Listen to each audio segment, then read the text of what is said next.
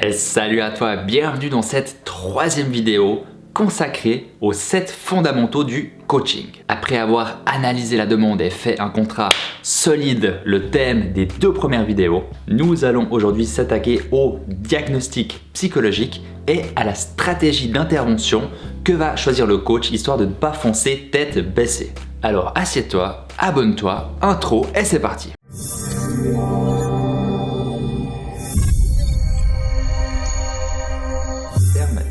Alors dans cette vidéo, je vais utiliser le terme diagnostic. Qu'on se mette d'accord. Il n'est pas utilisé au même sens qu'un diagnostic médical que poserait un médecin. Il est plutôt à mettre en lien avec le coach qui maîtrise une ou plusieurs théories de la personnalité et que la personne, le client, répondrait à tel ou tel critère dans certaines situations. Et donc le coach va pouvoir poser un diagnostic par rapport à la théorie de la personnalité qu'il utilise et pouvoir mettre une stratégie d'intervention. C'est ce qui différencie l'amateur du professionnel. François Deslivré utilise dans son livre un schéma de Carlo Moiso, qui est aussi analyste transactionnel, pour expliquer le chemin à parcourir. Donc, case numéro 1, on commence avec l'analyse de la demande, pour savoir qu'est-ce que veut le client au final. Et ça, on va le préciser comme dans la première vidéo. On va le préciser, on va le retravailler avec le client, on va aller chercher au final qu'est-ce qu'il veut. Ensuite, on voit qu'il y a 3 flèches.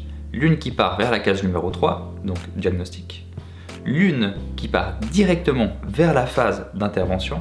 Et l'une qui part vers la case numéro 2, objectif. La flèche qui va vers la case numéro 2 va être la suite logique de l'analyse de la demande. Le coaché et le coach vont pouvoir préciser les objectifs de l'accompagnement. Parallèlement, le coach va commencer à poser un diagnostic sur son client. Et ça, il va le faire grâce à sa théorie de la personnalité qu'il maîtrise. François Deslivré, dans son livre, nous fait un petit florilège de certaines théories de la personnalité qui peuvent être utilisées lors de coaching. On regarde. Ce client est clairement persévérant de phase, empathique de base. Team ProcessCom.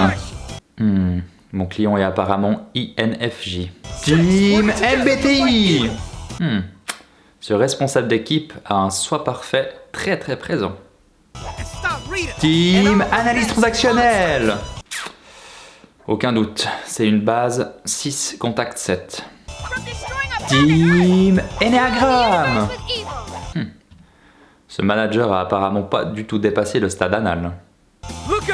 Team Psychanalyse. Cette brave dame est sûrement une explorateur promoteur. Team TMS. Cette personne a apparemment désactivé ses encres. Team PNL.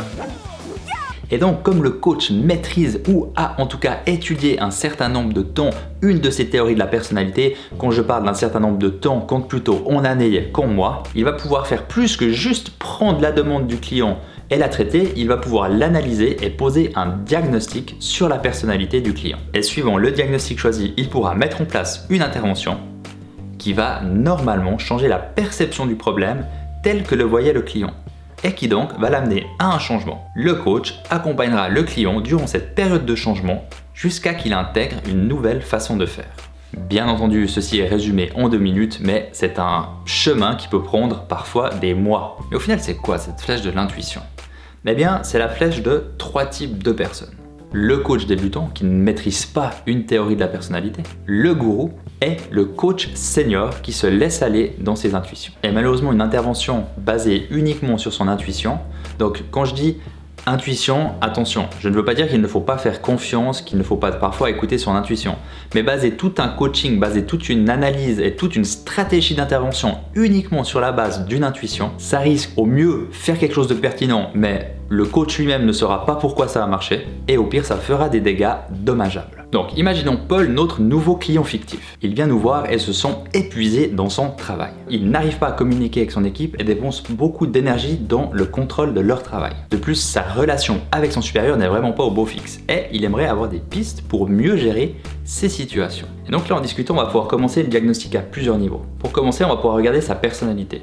Paul a sûrement un driver soi fort assez présent. Ensuite, la nature de ces relations vont être analysées et le coach va peut-être se rendre compte que Paul est constamment en train de jouer à des jeux psychologiques avec son supérieur. Ensuite, le coach pourra faire un diagnostic sur l'équipe à Paul et se rendre compte qu'il y a une carence de règles de fonctionnement au sein de cette équipe. Et donc, après avoir analysé ça et posé des diagnostics qui sont des hypothèses, je le rappelle, mais qui sont en lien avec différentes théories de la personnalité, le coach va pouvoir choisir, va pouvoir décider quel chemin il va prendre. François Delibris nous explique dans son livre que lui-même a créé 2 classeurs avec différents outils de différentes théories de la personnalité qui parcourent en fait après la première séance, il regarde dans ces outils et il essaie de s'imaginer avec quoi il pourrait commencer à travailler avec le client. Toujours en indiquant très clairement les éléments principaux du contrat relationnel comme vu dans la précédente vidéo. Encore une chose très importante, lors de ma formation de coaching, les formateurs nous disaient toujours ne restez pas bloqués sur une hypothèse.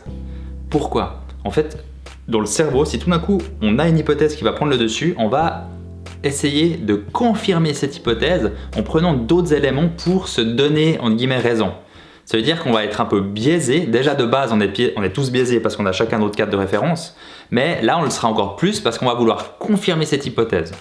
Ça veut dire qu'il faudrait toujours avoir plusieurs hypothèses en tête pour ne pas se laisser enfermer dans une. Et je crois même que c'est dans ce livre-là, Hypnose humaniste d'Olivier Locker, qui dit qu'il faudrait avoir autant d'hypothèses qu'on a de doigts sur une main. Donc lui, il partirait avec l'idée qu'il faudrait avoir minimum 5 hypothèses pour son client.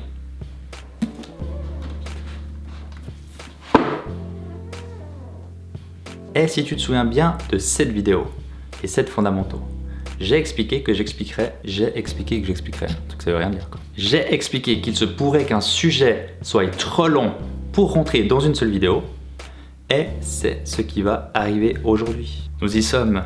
La vidéo sur les diagnostics psychologiques et sur les stratégies d'intervention va devoir être coupée en 2.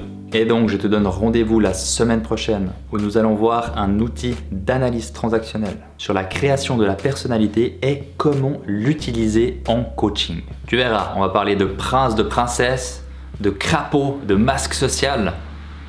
On va bien se marrer. D'ici là, tu connais la chanson. Il ne me reste qu'à te souhaiter une très bonne connaissance de toi-même. Et je te dis à la semaine prochaine. Bye bye!